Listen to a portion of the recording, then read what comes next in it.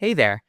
Camo's controls for Razer's newest Kiyo webcams just got a major power up with new tools for HDR, noise reduction, exposure, face retouching, and more. Now, I'm here to show you exactly what they do and how I use them to create the video that you're seeing here with my Kiyo V2.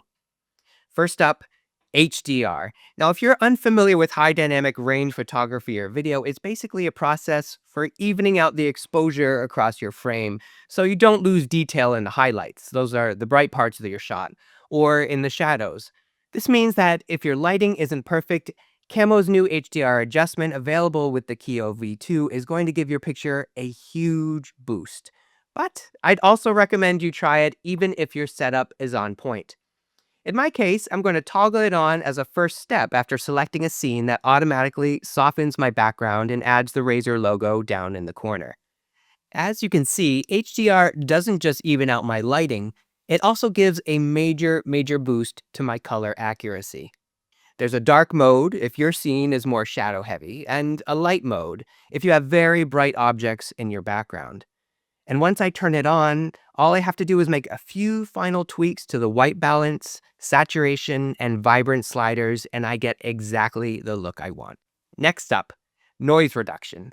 It's available for both the V2 and the V2 X, and it does a fantastic job removing those unwanted pixel artifacts that can show up in your video, especially under low light conditions. In Camo, there are 2D and 3D options for either dynamic or more static video scenes, but I recommend simply turning on both for the best results. You'll get the cleanest video with minimal motion blur.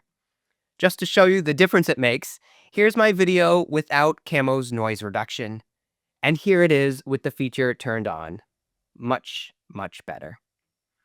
Of course, another good way to deal with image noise is by managing your ISO, and Camo gives Kiyo users control over that as well. Just toggle the exposure tool to manual to get precise control over both your light sensitivity and shutter speed. I keep my ISO as low as possible for a crisp picture, and I set the shutter speed depending on the frame rate that I'm using. And with manual control, it means I don't have to worry about sudden exposure shifts as I'm recording or streaming. Finally, there's Retouch. It's Camo's newest AI-powered effect, and it's available to use with any connected camera. To this point, we've been using Camo to optimize the clarity you're capturing with your Kiyo. Now, you can use a bit of retouch for a little more control over where you want that detail and where you don't want that detail. Once you turn it on, just use the slider to dial in the right amount of skin smoothing. Like the other enhancement modes in Camo, a little goes a long way. I find that somewhere between 20 and 30% keeps it nice and subtle, so I can feel camera ready under any circumstance. And that's it. In just a few steps, I've elevated my picture even further with Camo, giving me S-tier video from my Kiyo V2. Just to show you the difference, here's where we started, and here's where we ended up in just a couple of minutes with Camo's tools. Now, there are other controls for you to explore with your Kiyo, including reactive autofocus on the V2 and center or face-weighted auto exposure modes on both the V2 and the V2 X.